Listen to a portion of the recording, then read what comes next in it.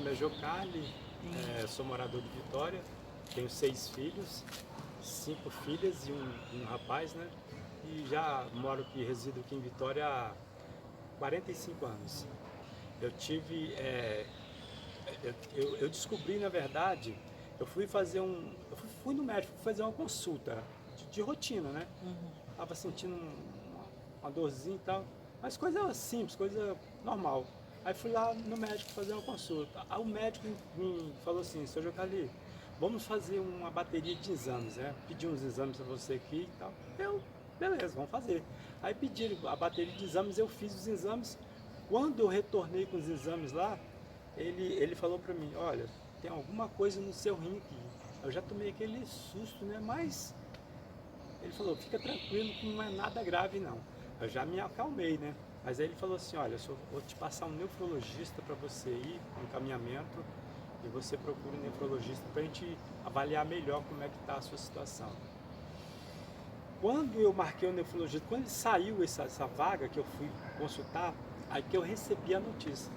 A médica falou assim: ó, você tem insuficiência renal crônica e o rim, você está com 4%, 9% em um rim e 10% em outro, ou seja, eu estava no começo, o rim tava, um tinha 91% e o outro tinha 90%. Eu achei assim que aquilo ia melhorar, né? Com o tempo eu falei: isso aqui é pouca coisa, vai melhorar. Mas não, o negócio foi só, fiquei 3 anos fazendo tratamento para ver se melhorava e a situação só piorando, piorando. Eu descobri, eu acho que eu estava com 45 anos, tem uns 15 anos atrás, aproximadamente uns 15 anos atrás que eu descobri que eu estava com esse problema de saúde. A rotina, quando eu comecei a fazer hemodiálise, eu entrei, logo que eu cheguei lá, a médica, a nefrologista pediu para mim fazer uma fístula, eu não sabia nem o que era uma fístula, né? Aí depois que eu descobri que era uma cirurgia no braço, e eles abriam, faziam uma cirurgia de aproximadamente 1h30, 2 horas, abria e a veia artéria do coração, né, que passa no braço, eles interligavam nessas veias superficial que passa na pele, assim, parte de cima. Eles faziam essa ligação dela aqui. E a partir dali, depois de 45 dias, eles começavam a fazer a hemodiálise por ali. Enquanto isso não acontecia, eles colocavam um catéter no pescoço e eu ficava fazendo hemodiálise 3 vezes por dia, 4 horas por dia. Eu entrava num período e ficava 4 horas lá, saía, vinha embora para casa, passava um dia em casa, né? Era um dia sim, um dia não, um dia sim, um dia não. E nos finais de semana a gente ficava em casa. Por exemplo, se eu começava na segunda-feira, eu fazia segunda, terça eu não fazia, fazia na quarta. Na quinta eu não fazia, fazia na sexta. Aí eu ficava sábado e domingo sem fazer, aí eu voltava, retornava na segunda. E nessa rotina aí eu fiquei 8 anos. Fiquei 8 anos fazendo hemodiálise. Quando chegou a partir de 8 anos que eu vim receber a notícia do transplante. Esse processo é assim, você chega, pelo menos na clínica onde eu estava, onde eu fiz hemodiálise, era assim. Você chega, você tem um período de 3 meses para ver se o rim vai reagir. Isso foi o que o médico falou. Depois de 3 meses, seu nome entra automaticamente, ele já entra na lista de doadores. Entra na lista lá.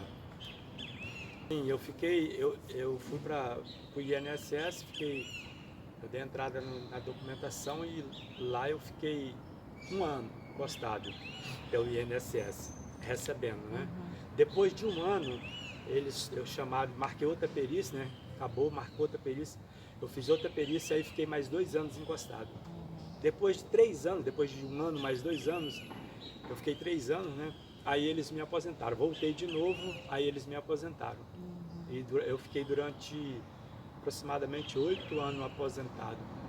O rim, eu comecei a fazer exames, as minhas filhas fazendo exame, né? E eu demorei muito tempo para aceitar que uma das minhas filhas fosse fazer exame para doar. Eu não queria porque eu imaginei assim: poxa, se aconteceu esse problema comigo, vai que uma das minhas filhas acontece com elas, e eu não vou querer isso para elas, né? Aí ela acontece de ter um problema desse. Aí eu fui segurando isso, segurando. Aí passou 1 ano, 2 anos, 5 anos, 7. Eu falei, não tem jeito, acho que eu vou aceitar. E elas insistindo, né?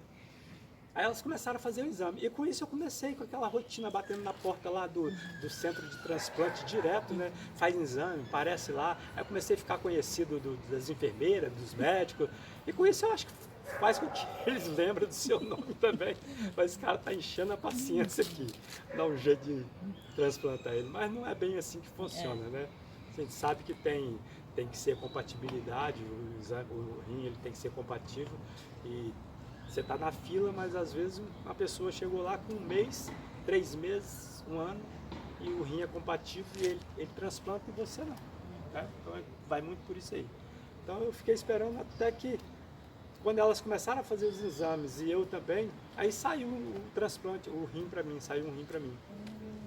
A gente, todas as pessoas que fazem o transplante de rim, ele ganha um caderninho lá, né, para ele, as anotações, para ele levar no médico, o companheiro do dia a dia dele, né, para ele carregar para todo lugar.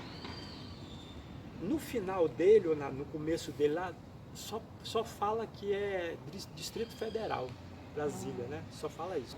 A minha recuperação foi tranquila, eu saí do hospital com, se não me falha a memória, acho que 8 dias da cirurgia, eu já recebi alta. No hospital meridional ali, já recebi alta. E fui para casa, a princípio é aquele andar devagarzinho, né? Parece que você está carregando um bebê ainda, fazendo exercício e tal, fazendo devagarzinho e tal, e vai até ir pegando ritmo, cada mês que vai passando você vai. E com muito cuidado, né? Alimentação, tudo, a água eu tomava normal, já podia tomar água, né? Que eu não tomava água, eu chupava pedra de gelo, dava sede, era uma pedrinha de gelo, podia beber água. Aí já posso beber água, né? A urina volta, tudo muda, é uma maravilha. Né? Aí com o tempo você vai melhorando, você vai depois de 3, 4 meses você já está bem, você já está andando para qualquer lugar.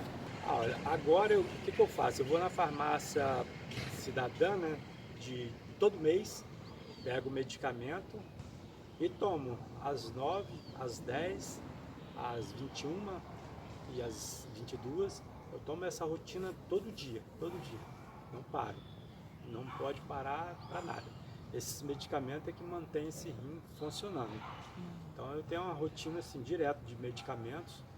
Tem uma rotina de médico de 2 em 2 meses, exames de 2 em 2 meses, exame do medicamento que eu tomo, né, para ver como é que está as taxas, porque o medicamento é o seguinte, ele tem que estar, eu não entendo muito dessa taxa dos médicos, eu só sei que ele tem que ficar no nível 5, mais ou menos 5, e o máximo 20, tem que estar dentro dessa faixa aí. E o meu fica sempre 5 e pouco, né? Aí esse exame do medicamento é para não deixar ele aumentar demais, nem abaixar demais, para manter o rim funcionando normal. Isso, agora sim, menos sal, eu evito o máximo de comida com sal, sempre dou uma dosagem de sal bem controlada. Mas assim, comer eu como de tudo, só não exagero em nada, né? Nada que eu possa comer eu exagero. Carne vermelha, nunca falaram que eu não posso comer isso, não posso comer aquilo.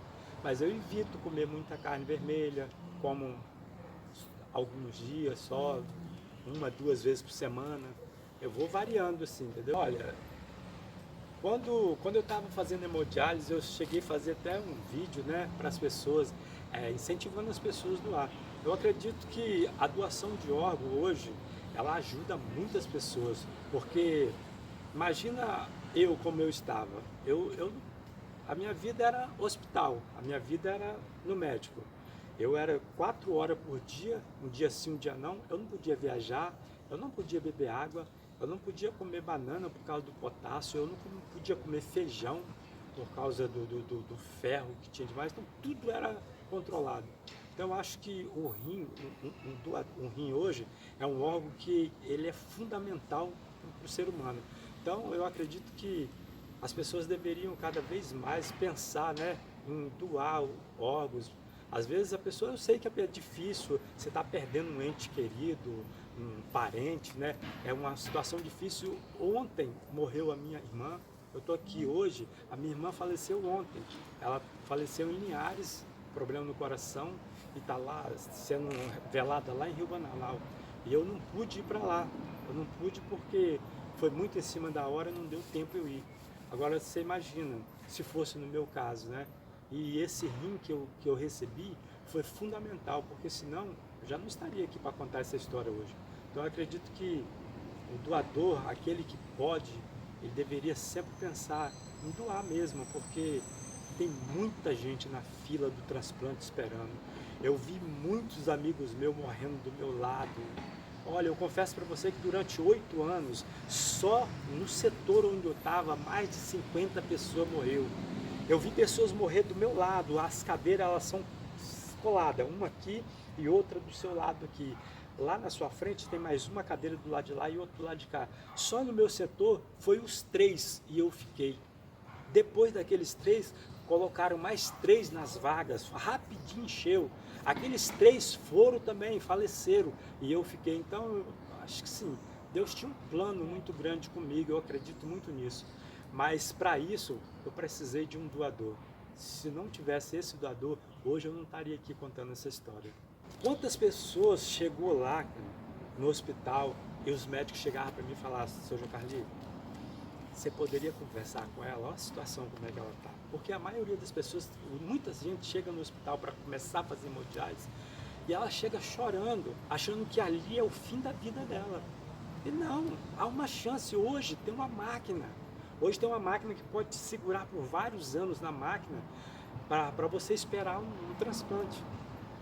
Antes isso não tinha essa tecnologia. Hoje não, hoje tem. Você imagina.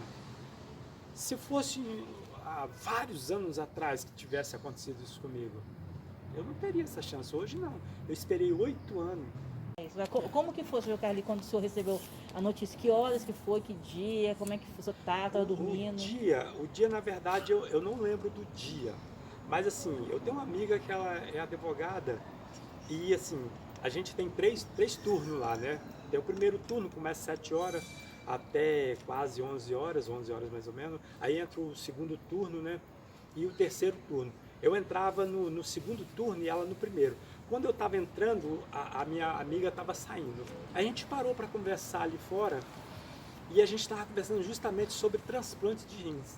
Eu estava falando com ela: olha, se sair um rim para mim hoje, aí eu recebo na hora, cara, eu vou na hora. E ela falando com isso: João Carli, eu não vou, porque eu estou muito bem sem transplantar. Eu faço tudo, cara. Eu vou pra balada, eu faço isso, faço aquilo. Então eu tô bem fazendo hemodiálise. Porque cada um age de um jeito na hemodiálise, entendeu? O organismo das pessoas são diferentes. A gente acabou de conversar ali e eu entrei pra sala lá para poder fazer hemodiálise. Quando eu entrei, eu fiz hemodiálise 1 hora, meu telefone tocou. Quando eu atendi, era a enfermeira do centro de transplante. Seu João Carli, tudo bem? Eu falei: tudo. Saiu um transplante de rim para o senhor aqui, um rim para o senhor quer? Eu falei: eu quero sim. Então você vai para o hospital fazer hemodiálise e você vai fazer só 3 horas, você não vai fazer as 4 horas, você vai fazer 3 horas só e vai deixar 1 litro de líquido. E você vai pegar toda a documentação e vem correndo para o hospital. Quando eu falei com ela: eu já estou na máquina, fazendo. Ela falou assim: você mudou o turno? Eu falei: mudei. O dia que a gente muda, de vez em quando a gente mudava, né? Segunda, você passa para terça, né? A gente mudou. Aí ela falou: mudei sim. Ela falou: então vou ligar para o enfermeiro para você fazer só 3 horas e deixar 1 litro. Aquilo explodi de alegria. A minha pressão foi lá em cima. Aí o enfermeiro logo em seguida apareceu lá para falar comigo: tem uma notícia para você. Eu falei: já sei, saiu o transplante. Como é que você sabe? Eu falei: a enfermeira me ligou lá do centro de transplante. Ah, então não é novidade mais. Mas aquilo eu estava radiante, eu estava explodindo de alegria de saber que eu ia poder viver de novo, né? Eu ia nascer de novo aquele dia. Aí ele me deu a notícia e com 3 horas de hemodiálise, ele desligou a máquina E eu já liguei para minha esposa, ela chegou lá, meu genro chegou de carro, eu já fui direto para o hospital. Chegou lá, eu fui fazendo os exames e com isso a pressão foi diminuindo, né? Aquela euforia foi... A adrenalina falou, ó, você controla aí, porque você chegar lá com essa pressão lá em cima lá, eles não vão te transplantar não. Aí eu fui me acalmando, chegou na hora do transplante, foi lá para 5 horas da tarde e eu já estava bem calmo, né? Aí já tava na cadeira de roda, já com negócio de medicamento no braço, já tinha feito uma bateria de exames. Aí entrei para a sala lá, aquele monte de médico lá, dali para frente, uns minutos depois eles conversando, eu já não vi mais nada.